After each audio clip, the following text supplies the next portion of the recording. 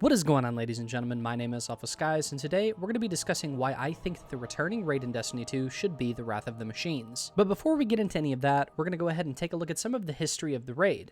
Wrath of the Machines was a raid in Destiny 1 that was released in 2016 for the DLC Rise of Iron. This raid was the featured raid for the final DLC for Destiny 1, and it seemed that most of the players actually did not get to actually experience this raid, as a lot of the players had kind of moved on to other titles and to bigger and better things, as it was made relatively clear to the community that this was the final DLC for Destiny 1, and that the development for the second game was in the works. And again, with that being the case, I feel that most players had kind of moved on to other titles, as they didn't really want to wait around with Destiny 1 much longer, as they knew it wouldn't actually matter all that much as the new title was in the making. The exotic weapon from this raid was the exotic pulse rifle, the Outbreak Prime, which was later reworked in Destiny 2, as some of you players might know, as Outbreak Perfected. This raid featured 3 bosses, with 2 of the 3 actually having multiple encounters / phases to the bosses themselves. One of the encounters that did not have any other phases or anything like that was known as Siege Engine, which in my personal opinion was one of the most creative raid encounters in Destiny 1, and even one of the most creative compared to a lot of the encounters we have in Destiny 2. I am not going to go too in depth when it comes to the encounters and stuff for this,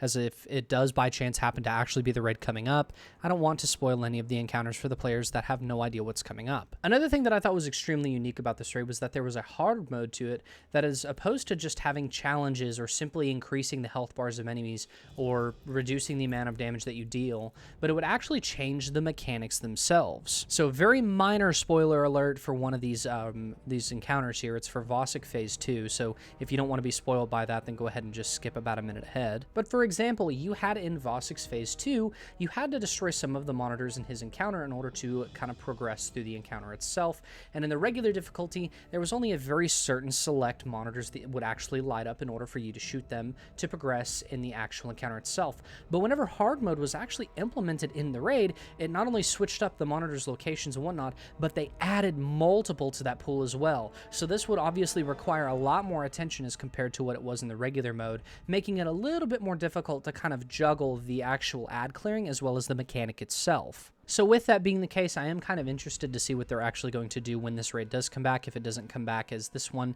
we may see it here in the future. I think it's pretty inevitable that we will see it eventually, and I wonder if they're going to give us what we believed and had as the regular version in Destiny 1, as opposed to what we had as the hard mode in Destiny 1. But now that we've discussed that, let's go ahead and get into something else here, and that's going to be the weapons of the Wrath of the Machines. They had a really cool, unique, sleek, and kind of stylish design, but with that being, you know, not an actual main point here, the major point for these weapons was that they were very unique and they were very, very strong. Up to that point in Destiny 1, they weren't exactly the most creative with a lot of their weapons that we had at that point, as opposed to anything, you know, that wasn't an exotic. Most of the weapons were fairly similar. And so when these weapons came out, you could actually kind of feel that they were starting to experiment and starting to create more unique and cool things that we don't even have in Destiny 2 today. A good example of that I would like to point out would actually be a perk that was inside of Destiny 1. It was known as Sign of 4, and it was featured on the pulse rifle, the Steel Medulla, which was obviously obtainable from this raid.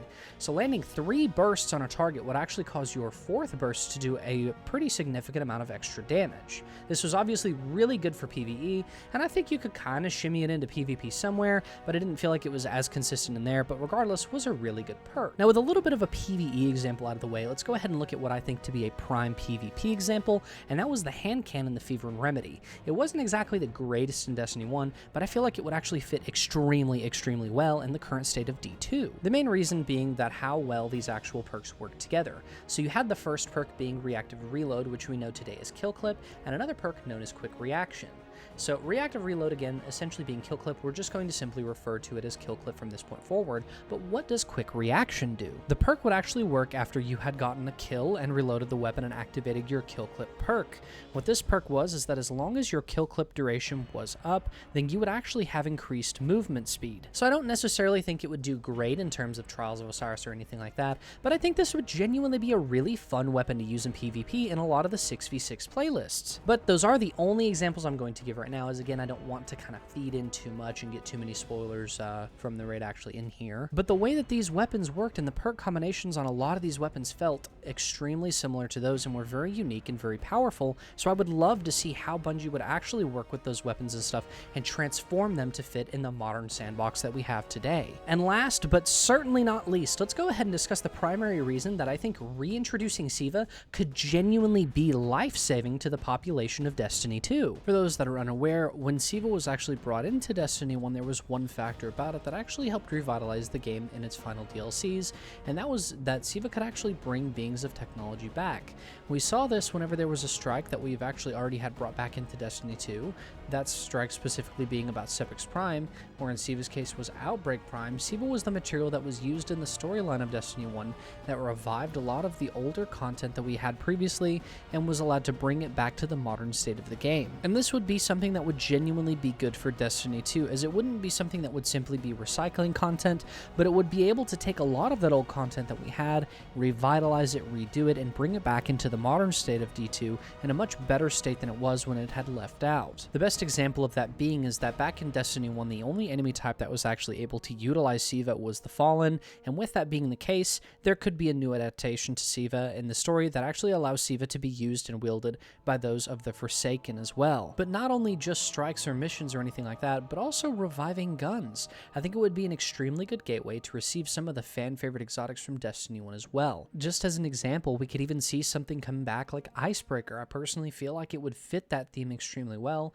and having the weapon come back, it has the potential to obviously be redone and things like that, and I know a lot of people have discussed the Icebreaker coming back in D2 being way too overpowered, as it did, have blatant infinite ammo back in Destiny 1, but it actually puts the weapon in a position where they can revive it and give it a more balanced position in the current state of Destiny 2. And that's pretty much going to cover everything I have to say about this video, as I don't want to actually include too much more information, as I don't want to spoil any of the raid for a lot of the people that haven't got to play it. Do you guys want this raid back, or do you want King's Fall? Go ahead and let me know in the comments down below. And if you enjoyed this video and you don't mind, go ahead and hit that like button down below, as it helps me out a ton grow my channel. And if you guys enjoy this type of content, feel free to hit the subscribe button and the notification bell so you know when my videos go live. But that's all for now. I will catch you guys in the next video.